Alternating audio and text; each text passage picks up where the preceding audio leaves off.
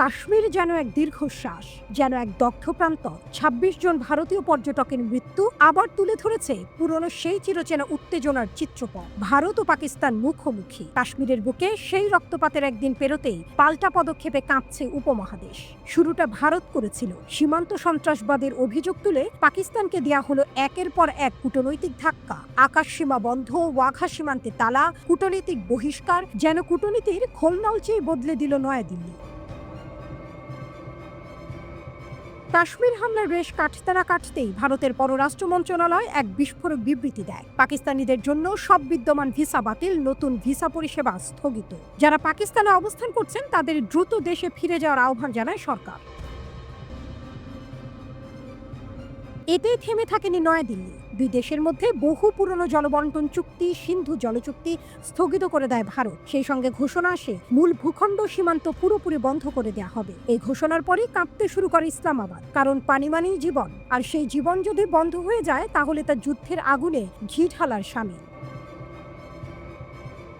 ইসলামাবাদের পাল্টা হাত। চাপের মুখে পাকিস্তানের প্রধানমন্ত্রী শেহবাজ শরীফ আহ্বান করেন এক বিরল নিরাপত্তা বৈঠক। সেনাবাহিনীর প্রধান আসিম মুনির এবং অন্যান্য সামরিক কর্মকর্তাদের নিয়ে বসে পড়েন তিনি। এক সরকারি বিবৃতিতে জানানো হয়, পাকিস্তানের সার্বভৌমত্ব ও জনগণের নিরাপত্তার প্রতি যে কোনো হুমকির বিরুদ্ধে কঠোর প্রতিক্রিয়া জানানো হবে।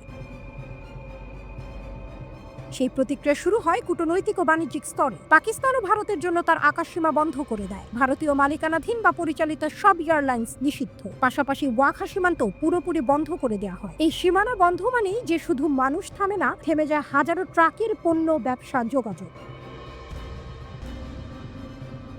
এক বিস্ফোরক ঘোষণায় পাকিস্তান জানায়, ভারতের সাথে সব ধরনের বাণিজ্য অবিলম্বে স্থগিত। এমনকি তৃতীয় দেশ থেকেও যদি ভারতে পণ্য আসার পরিকল্পনা থাকে সেটাও রুদ্ধ। শুধু তাই নয়, ভারতীয় কূটনীতিকদের একে একে বহিষ্কার করা শুরু হয়। সামরিক উপদেষ্টাদের অবাঞ্ছিত ব্যক্তি বলে ঘোষণা করা হয়। এতেই থেমে থাকেন ইসলামাবাদ। ঘোষণা আসে ভারতীয় নাগরিকদের দেয়া সব ভিসা বাতিল। শুধুমাত্র শিখ তীর্থযাত্রার ক্ষেত্রে সাময়িক ছাড় থাকবে। তবে সবচেয়ে ভয়াবহ বার্তা এসেছে পানি নিয়ে। ভারত যখন সিন্ধু জলচুক্তি স্থগিত করে, তখন পাকিস্তান এক রণহুঙ্কারে জানিয়ে দেয় পানির প্রবাহ বাধা দিলে তার যুদ্ধ ঘোষণার সমান হবে। পাকিস্তানের এই বার্তা হালকা কোনো বিবৃতি নয়। দুই দেশের মধ্যকার সম্পর্কের সবচেয়ে সংবেদনশীল বিন্দুগুলোর একটি হলো এই নদী। সেখানেই যদি হাত পড়ে তাহলে সেটি অস্ত্রের মুখোমুখি হওয়ার ইঙ্গিত।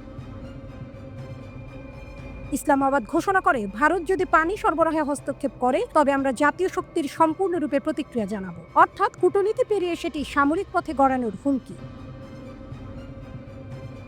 কাশ্মীরের হামলার ২৪ ঘন্টার মধ্যে ভারতের পক্ষ থেকে কূটনৈতিক সম্পর্ক সীমিত করা হয়। পাকিস্তানিদের জন্য ভিসা বাতিল করা হয়। পাশাপাশি ভারতীয় পর্যটকদের ওপর হামলার প্রতিক্রিয়া হিসেবে পাকিস্তানকেও নানাভাবে কোণঠাসা করা শুরু হয়। এই প্রেক্ষাপটে পাকিস্তান জানায়, ভারতের এই পদক্ষেপগুলোর প্রেক্ষিতে পাল্টা ব্যবস্থা হিসেবে তারা এসব প্রতিশোধমূলক সিদ্ধান্ত নিয়েছে।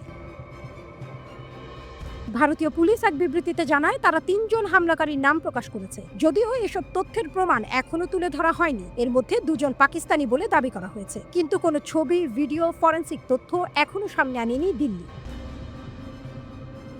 কে কার জন্য হুমকি? কাশ্মীর নিয়ে দ্বন্দ্বের ইতিহাস দীর্ঘ। ভারত দাবি করে তারা শুধু সন্ত্রাসের বিরুদ্ধে পদক্ষেপ নিচ্ছে। পাকিস্তান বলে ভারতের প্রতিটি পদক্ষেপ অঞ্চলটিকে আরো অস্থিতিশীল করছে। আর এর মধ্যে যাদের কথা হারিয়ে যায় তার হলো কাশ্মীরের সাধারণ মানুষ, যাদের বাড়ি বোমায় উড়ে যায়, স্কুল বন্ধ হয়ে যায়, স্বপ্ন রক্তাক্ত হয়ে পড়ে উপত্যকার রাস্তায়। উপত্যকার দিকে চোখ রেখে আমরা কি ভুলছি? কাশ্মীর হামলার পর ভারত পাকিস্তানের এই পাল্টা হুঙ্কারে যেটা সবচেয়ে বেশি আশঙ্কার জন্ম দিচ্ছে তা হলো, এটি যদি সামরিক সংঘর্ষে পরিণত হয় তবে গোটা উপমহাদেশ কাঁপবে।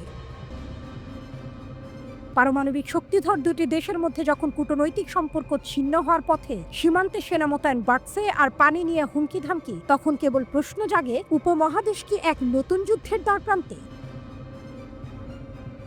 কাশ্মীর আবার ইতিহাসের কেন্দ্রবিন্দুতে। আবারও রক্ত, অশ্রু আর আতঙ্কের নগ্ন বাস্তবতা। শান্তি যেন শুধুই অপেক্ষার নাম। আর কাশ্মীর তার মাঝখানে দাঁড়িয়ে একজন বন্দী দর্শক, যেন নিজের ভবিষ্যতের জন্য নিজেই কিছু বলতে পারে না। এ যেন এক দীর্ঘশ্বাস, যেটা প্রতিবারই শুরু হয় রক্তপাত দিয়ে, কিন্তু শেষ হয় না কখনো।